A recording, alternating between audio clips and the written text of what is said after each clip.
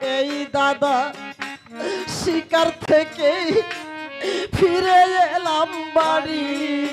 দারুণ বিধাতা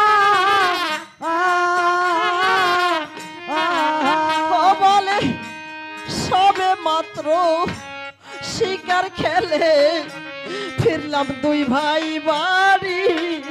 দারুণ বিধাতা